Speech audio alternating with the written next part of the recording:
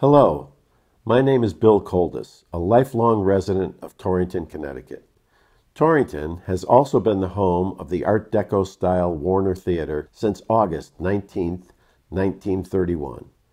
Perhaps you've heard of it. The architect of this beautiful facility, Thomas W. Lamb of New York City, was also the architect for Sylvester Poli's Palace and Majestic Theatres on Main Street in downtown Bridgeport, Connecticut. I will read excerpts from the Bridgeport Evening Post, September 2nd, 1922, and the Bridgeport Times Evening Farmer, September 4th, 1922, describing the Palace Theater just prior to its opening night gala on Labor Day, September 4th, 1922. It is important to note that these words are from that long bygone era, an era only 2 years after women won the right to vote, when movies were in black and white with no recorded audio, 7 years before the Great Depression and nearly 2 decades before World War II. A much different time in America, to be sure, but nonetheless part of our history.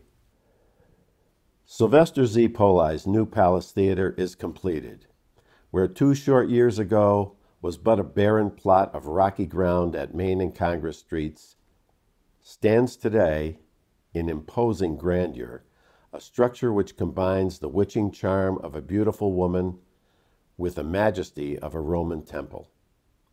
It is as though Aladdin himself had come to town, rubbed his magic lamp, and commanded the genie to build him a palace. The name is well chosen. Poli's new theater is a veritable palace. Persons who visited the structure today were amazed at the beauty of the edifice, the full extent of which may only be realized by an inspection of the interior. Michelangelo, Leonardo da Vinci, and the other master architects and sculptors of the Italian Renaissance had no hand in the construction of this building, but the men who did build it found in the works of these masters their inspiration. The exuberant vivacity of the 15th century imagination is exemplified in the decorative scheme of Poli's Palace Theater, in no less a degree than the 20th century regard for comfort, safety, and convenience as evidenced in the engineering features and modern appointments of the new playhouse. Poli's Palace Theater is part of a block that will represent a $4 million investment. To be completed later are another theater, 10 stores, and a 100-room hotel on the second floor with baths. When finished, it will be the finest piece of architectural beauty in the city, distinctly an addition to Bridgeport's civic pride. It has a frontage of 211 feet on Main Street and 205 feet on Congress Street. The theater's Main Street front presents a fine example of the Italian Renaissance in architecture. It bears a granite face in happy keeping with the stately columns and the generous, arched entrance places. A brilliantly illuminated marquee and a great sign bearing the words Poli's Palace will light the front of the theater to a degree of brilliancy that will be noticeable for blocks up and down the street. As one steps from the street into the outer lobby, one is struck by the softened tones of the lights and the warm tints of the marble wall panels. Then comes the grand lobby, a majestic, lofty-ceilinged interlude between the out-of-doors and the theater's inner message. A great place reaching forth into 2 white marble stairways at each side that rise to the mezzanine floor and beckoning ahead through graceful doors into the theater proper. The grand stairways are like the arms of a charming woman, inviting, white, compelling to the eye. Trailing up them, one comes to the mezzanine floor and balcony entrances. Decorative scheme in the palace: gold, grays, ivory, and black. The William Eckert Studio of 1416 Broadway, New York, did the decorative work on the palace. It is at once pleasant to the eye, restful, and possessing a dignity in its beauty that is infinitely in good taste. It never blares. It never once touches the borderline of the garish. The difference in the tone of the colors used in the outer lobby as against those in the theater proper? The lobby colors are several shades lighter, although in the same tones. The reason, as pointed out by Mr. Eckhart, is that the outer lobby ceiling is lower, and had the decorator used the same amount of color there as on the lofty, vaulting ceiling of the house, one would have an overloaded ceiling, and one that, when you have been under it for a while, would have eventually given the impression of pressing down upon one. It is easily the theater beautiful of Bridgeport. Starting at the outer lobby, the decorative color scheme finds its first expression in the pale ivory ceiling and the charmingly tinted box office. Passing into the grand lobby, ivory woodwork, marble staircases, mirrors, rose brocades, and frequently gay blue medallions strike one's senses.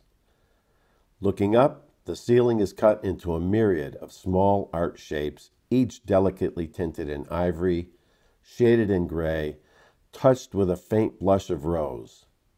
Next a caress of gold, then suddenly given a color punch by a straight, fine line of black. It is in the highly successful use of black in the color scheme that the Palace decorative plan is most notable. A dangerous color to handle from the viewpoint of an artist, the Palace is a splendid example of black used in color combination to its finest effect. The mezzanine of the beautiful theater usually has an elusive tang of the feminine mood about it. At Poli's Palace, the mezzanine floor will quickly become the popular tarrying place of Bridgeport's fair sex. It is first and foremost infinitely restful and becoming. The lighting from a great crystal chandelier hanging directly from the center ceiling, also from 4 marble urns holding colored globes, and from several stately lamps set at intervals around the promenade. Rare pieces of statuary, exquisitely carved chairs, a desk of intriguing color and grain, and over it all, that becoming light. The mezzanine floor displays the oval-shaped well or opening, looking down upon the theater proper, an architectural charm particularly effective, a design belonging to the creative genius of Thomas W. Lamb, in command of the Palace's architectural plans. There are marble drinking fountains both upstairs and down, where you can take your beverage straight or from the bubbler. To the left of the stairway on the mezzanine floor is a suite of rooms dedicated exclusively to feminine patrons. Here are all the conveniences, including latest magazines, attractive stationery, comfortable lounging chairs, and an attendant. To the right of the mezzanine floor are the smoking rooms for male patrons, paneled in wood from floor to ceiling, with ivory-tinted ceilings, oak on the upper floor, walnut on the lower. The offices of the manager and assistant manager and the publicity office are also on this level. In the center of the mezzanine ceiling, a spreading medallion, decorated in plaster relief figures, forms an attractive center for the great crystal chandelier. There are 4 wide passageways to the balcony from the mezzanine. 2 lead to the loges, 12 in number and seating 12 each, and 2 lead to the front rows of seats in the balcony proper. 2 stairway entrances also lead from the mezzanine to the balcony, arriving at a point halfway back and serving to lessen crowding, either on entrance or exit. There are 25 exits in the theater. One is struck by the spirit of generous comfort in the place. The ceiling vaults to a far heaven above you. The aisles taper as they lead toward the stage.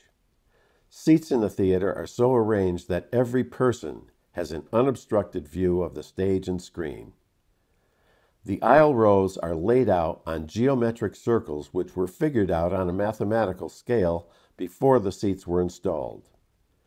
The aisles themselves expand as they approach the rear of the house so that 5 persons may walk abreast at the widest point. These tapering aisles are an innovation and aid materially in emptying a theater promptly. All these features make an impression, big, inspiring, soothing to the eye, and of tremendous beauty. An inspection of the new theater today revealed the fact that there are accommodations for 1,700 persons on the main floor and 1,900 upstairs. In addition, there are 300 box and loge seats which will be permanently reserved, making a total seating capacity of 3,900. The picture booth at the rear of the balcony is 25 feet by 12 feet in size.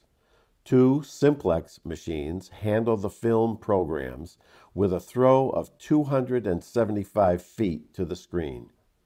The booth has 4 outside windows, a rewinding room entirely separate from the booth proper, and 2 electric fans. 3 operators will be employed to handle the performances.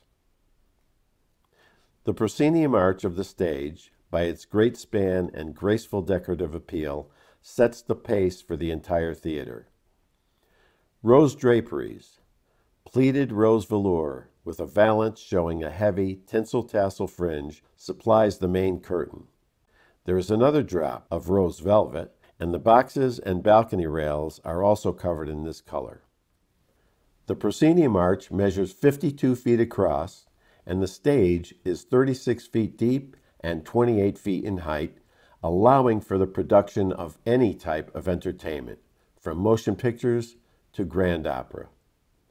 For the present, Paramount and Metro Screen Productions will top the list of attractions at the theater.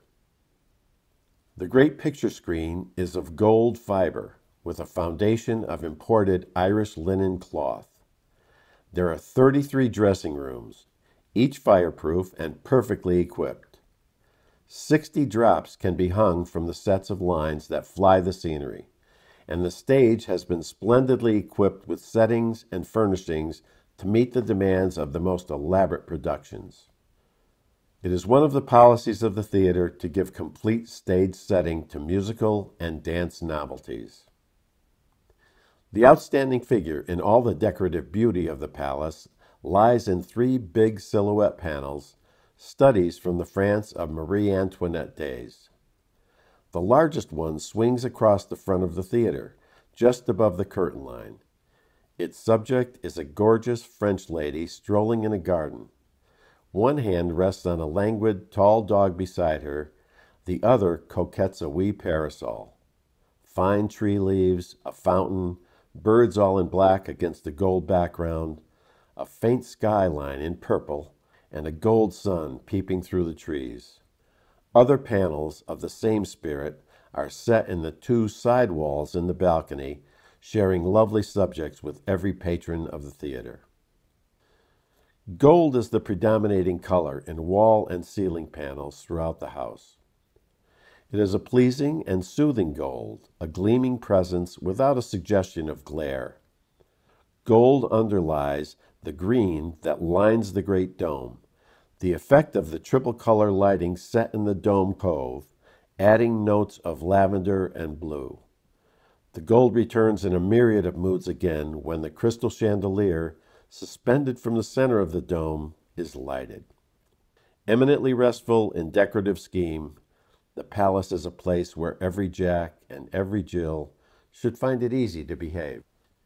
In the basement is the highly perfected ventilating and heating plant. The ventilation system is such that a great fan in the basement of the building draws into the theater 90,000 cubic feet of air a minute, from just above the cool water of the river that runs below the theater, which is then filtered, sent up through mushrooms in the floor under the seats, and passed out through another great exhaust fan on the roof. The entire process is a noiseless one. Proper lighting has become inseparable with proper picture presentations. Over 10,000 globes have been put into the lighting system. Poli's Palace Theater has an elaborate system installed, with triple lighting one of its features. One man at the master wheel controls the triple lighting and also the dimmers. Red, amber, and blue are the basic colors, exquisite color effects being possible through clever manipulation of wheel and dimmer. 25 miles of electrical wiring has been installed in the building to take care of the wiring arrangements. The stage and house are controlled by two big separate switches. The exit lights were especially wired to a separate street main to get first current in case trouble should occur in house fuses. Further safety has been ensured by Mr. Poli's having an independent storage battery installed that would light all exits even if there were not a light in town. An outstanding feature of the new house is the remarkably fine concert organ which has been installed. The organ was 6 months in the making and contains many unique features. Arthur Depew is the organist at the Palace Theatre. Mr. Depew comes to Bridgeport from 7 years as concert organist in the Broadway Picture Theatres. Prior to that time, he was for 5 years organist and musical director at the Wanamaker Auditorium. Mr. Depew has evolved into an orchestra unto himself in the console of the organ.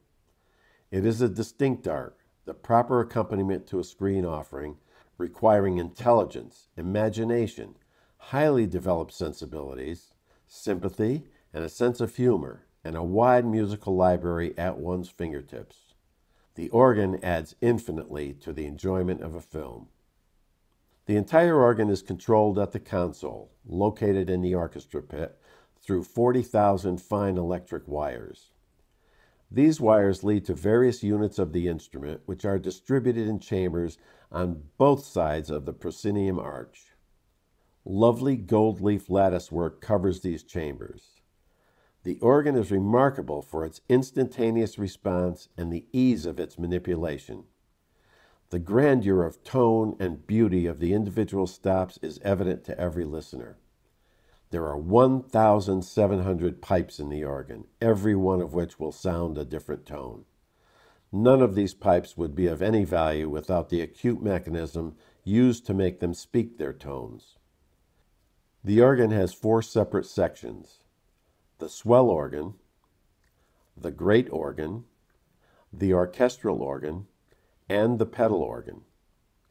The orchestral organ is particularly valuable for theatrical use as it contains instruments similar to those used in the regular orchestra.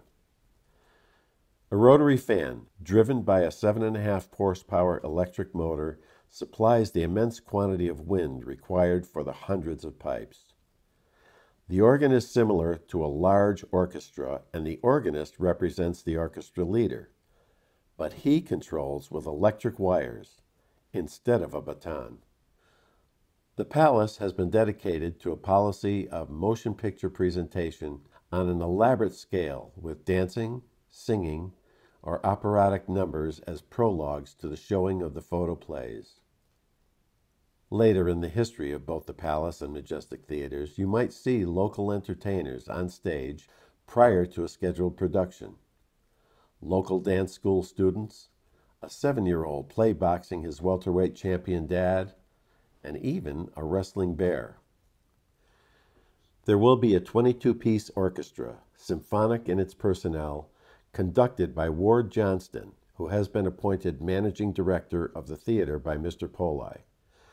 Director Johnston will personally supervise the work of synchronizing the orchestra selections with every photoplay shown at the theater, choosing his numbers for the various programs from a music library of more than 3,000 selections.